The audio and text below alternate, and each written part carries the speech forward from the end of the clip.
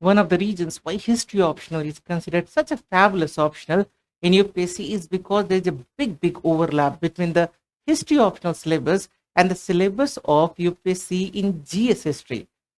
Now, just to show you the same, I'll show you a question first from history optional asked in 2023 exam. The question says that the historic significance of the tribal and the peasant uprising in India lies in that they established a strong and valuable tradition of resistance to the British rule. Discuss. Now, 2023 history optional paper asked this question the same year in GS. Means UPSC asked another question. It said that how did the colonial rule affect the tribals in India, and what was the tribal response to the colonial oppression? Don't you think that the tribal response to the colonial or the British oppression was in the form of tribal uprising? So basically, this simpler question of GS is exactly a derivation from the question asked in UPSC history optional. Now, this is how history optional helps you in covering a big part of GS. But now, jate jate man ki baat mein, how to solve this question in a very simple way. See, this question is asking about tribal and peasant uprisings. So, first of all, talk about the factors which led to such uprisings. For example, the land revenue system that was brought by British and that was very exploitative. Don't you think that a big number of farmers were evicted from their land and they were very angry? Not only this, the land revenue system demanded the land revenue from the individual farmers. But the tribals, they believed in community life. And certainly when the individual land revenue demand was there, it also infringed on their community lifestyle. Certainly the general farmers or the tribals, they were equally angry against the British rule. Then, don't you think that the British brought so many forest laws because they needed timber for shipping, for railways, and so many things? Don't you think that when the forest acts would be there, certainly it would curtail the rights of the tribals to keep using the resources of the forest? The tribal would be very angry against all this. Third, the British were constantly trying to promote Christianity. But when they tried to bring new cultural and religious and other traditions into the tribal areas, there would be a reaction from the tribal side as well, because they did not want a change in their cultural lifestyle. Above all, when the British brought so many changes in the economic and the cultural system of the tribals, certainly so many outsiders, like in Jharkhand area, the outsiders would be called Dikus.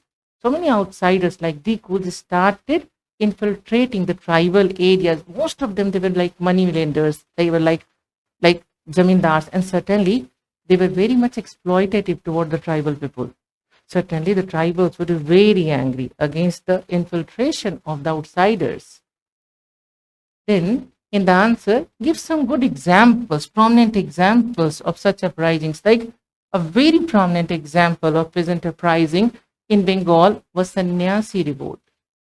Just like that in Jharkhand area, there was excellent example that we can get here is the Santhal uprising. This was a tribal uprising. And the British were compelled to create the Santhal Pargana territory that time.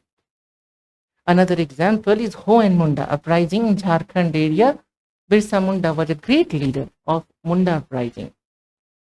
Then the question tag was discussed. So please discuss the weaknesses which were inherent in such uprising and the resistance against the British.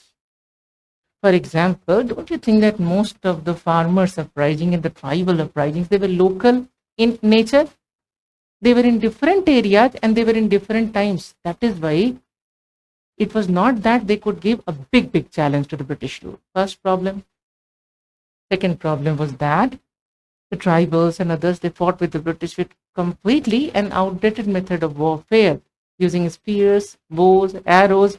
Certainly they were not a match to the British, using the machine guns, the rifles and the cannons. Third, most of the tribal, like uprising, they were very outdated in their ideology. For example, in Munda uprising, Birsa Munda called himself as incarnation of God Singh Bonga.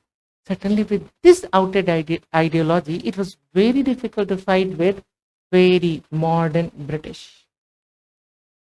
Then when we talk about this answer, can we not put the simple introduction here to start the answer, that there were multiple factors which led to the peasant and the tribal uprisings in India against the British rule? And can we not conclude it in a very simple way that though these uprisings had many weaknesses, but certainly they set a tradition of resistance against the British rule, and certainly they kept on inspiring the Indian national movement, and in that way they contributed a lot towards Indian national movement. This is how, in a very simple way, we could have answered this question. Now, actually, why history optional is considered such a good, fabulous optional in UPSC? Because, first of all, there's a big overlap with GS, and it helps managing your studies very well. Second, it is completely static a subject with no overlap with current affairs, and that is why once you prepare it forever. So every time you reread it, you actually improve it. Third, history would give you the background of all the subjects like polity, the political development, society, the social development, economy, the economic development in India. Then don't you think that without knowing history, it's very difficult to attempt the essay paper as well without knowing the historic background of the issues? And certainly without having a firm grasp over history, no one can actually tackle interview very efficiently, because each of the question, like suppose you talk about women empowerment, like you talk about uplifting the depressed classes, you will have to trace the historic development, how their position actually deteriorated in society, and you have tried to reverse that. Then above all, don't you think that when you see the syllabus of history, basically it is the most explicit syllabus in UPSC exam, and basically it is very well structured. That would make it super easy for a candidate to follow it.